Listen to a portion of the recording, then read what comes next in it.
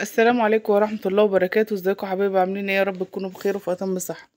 معانا النهاردة وصفة حلوة بالجلاش. اي لفة جلاش عندنا مش محتاجينها، او مثلا جايبينها وشايلينها، هنعمل بها جلاش زي الفطير الحلو كده باللبن وبالسكر. معانا سمنة وسكر بودرة ولفة جلاش ولبن مغلي. ماشي يا حبايبي، دلوقتي هنعمل ايه؟ هي انا عندي عشان جت في الفريزر، فهي مقسومة اتنين، يعني عشان كنت شايلاها في الفريزر فطلعتها فكت، فطبعا مش متماسكة زي ما تكون جاية صبحة يعني. هنجيب كل ورقتين جلاش وندهنهم بالسمنة. طبعا عشان انا عندي الورق مقسومة اتنين، اللفة اتقسمت اتنين، فخدت كده نص جزء اللي من اللفة ودهنته بالسمنة كده، سمنة خفيفة. ماشي زي ما حضراتكم شايفين كده، واحط النص التاني اللي هو الصغير ده، احطه في نص الورق زي ما حضراتكم شايفة، هتشوفوا دلوقتي.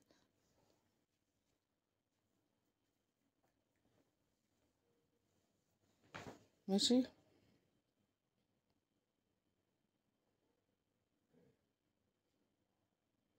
ندهن سمنة خفيفة خالص كده زي ما انتم شايفين، وبنحطها في النص، وبعد كده بنطبقها. كل تطبيقة بندهنها سمنة خفيف برضو، يعني مش بنتقل قوي. وادي التطبيقة تانية.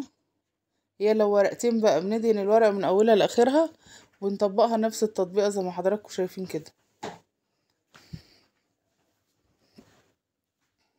بصوا نفس الطريقة دي بالظبط، بس انا عشان عندي اللفة مقسومة اتنين فعملتها بالطريقة دي، وكانت جميلة والله يا جماعة، تحفة. تنفع عشاء، تنفع حاجة حلوة، فكان فطائر حلوة ونفعت للعشاء للأولاد، وكانت جميلة.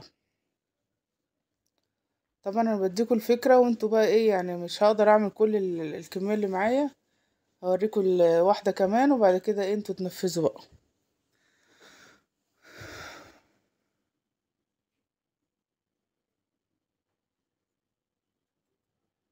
ادي ورقتين تانيين، هما كل ورقتين بنعمله عشان ما تبقاش سميكة قوي وتستوي من القلب.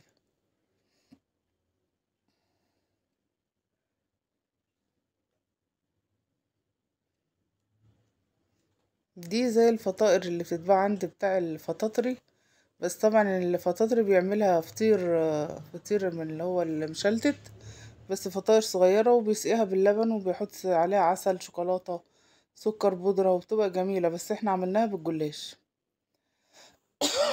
وممكن برضو نحط جواها اي حشو، ونعمل بنفس الطريقة يا جماعة. معلش عندي شوية برد كده، معلش. نحط اي حشوات بقى، مثلا سجق واي جبنة موتزاريلا، وشوية زيتون، وشوية طماطم، وفلفل الوان، ونحطها في النص، وبرضو بنعمل بنفس الطريقة وبنسويها في طاسة على النار بشوية سمنة صغيرين، وبتبقى جميلة والله. وعملتها قبل كده معاكم في القناة، بس كانت بالفراخ. ادي ورقتين كمان، دي فطائر حلوة. طبعا الجلاش ممكن يتعمل منه حاجات كتير قوي، يعني برضو الميزته الحلوة ان هو ممكن يستخدم في حاجات كتير قوي،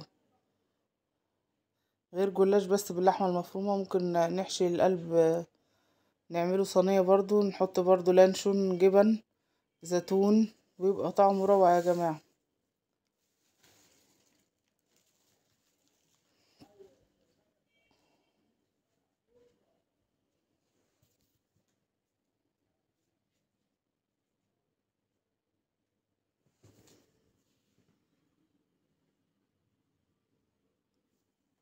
يا رب لو كل وصفاتي بتعجبكم، فضلا وليس امرا تدعموني باشتراك وشير ولايك للقناة.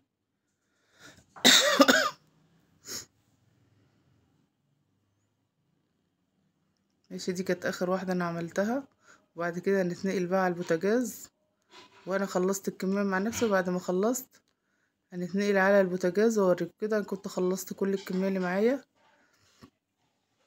اي طاسة بقى على البوتاجاز ما تكونش بتلزق، او حتى لو ما بتلزقش يعني، لا صينية برضو ما بتلزقش فيها صراحة. بننزل معلقة سمنة صغيرة كده زي ما حضراتكم شايفين،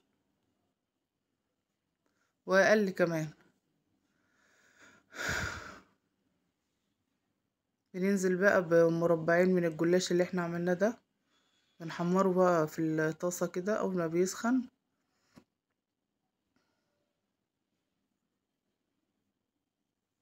زي ما حضراتكم شايفين كده. واول ما يبتدي الجنب اللي تحت يتحمر نقوم قلبينه على الجنب التاني، ونطلع ونركن على جنب.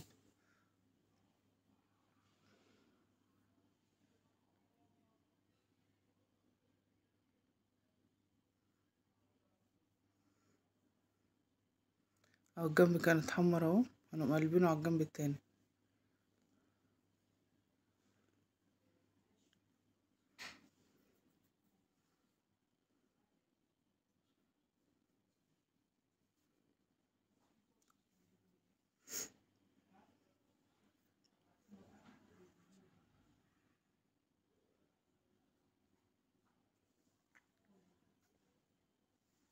طبعا لما بنيجي نحطه بنحطه على الجنب اللي هو الايه المفتوح، اللي هو فيه التطبيقة، عشان ما يفكش.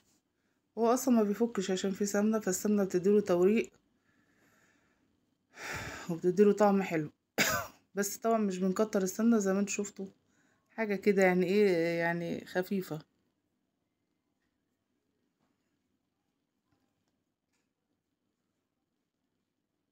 كده. كان استوى من الجنبين، مبياخدش ثواني والله يا جماعة. نفس الطريقة دي هتعملوها فيها حشوات، وبرضه بتعملوا نفس الطريقة وبتحطوا برضه الحشو اللي يعجبكم، بس بيبقى معاه جبن، وبتنزلوه برضه يستوي كده في الطاسة، وبألف هنا وشفا. الأولاد كلهم بيحبوا الحاجات اللي زي كده. كده احنا خلصنا كل الكمية طبعا، وجمعنا اللبن اهو. كان اللبن دافي ما كانش سخن قوي.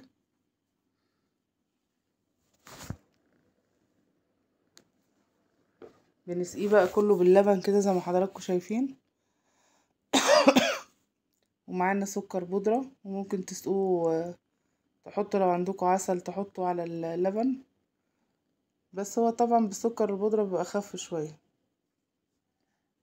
اللبن كان مغلي وكان دافي، ما كانش سخن قوي عشان ما يعجنش.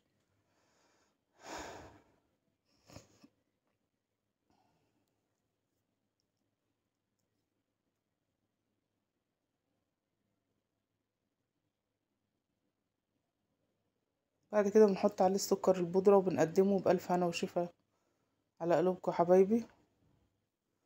أكلة جميلة وعشوة خفيفة وبتغنينا عن حاجات كتير.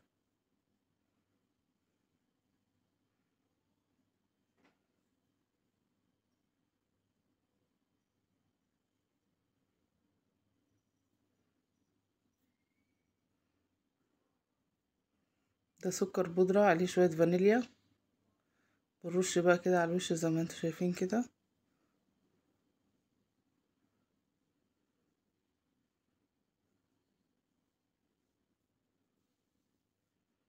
وبألف هنا وشفا. وأتمنى تدعموني باشتراك وشير ولايك للقناة لو الأكل عجبكم.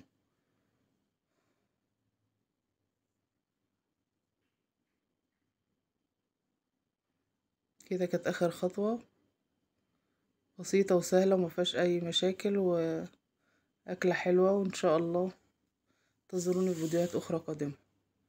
كده خلصناها اهو.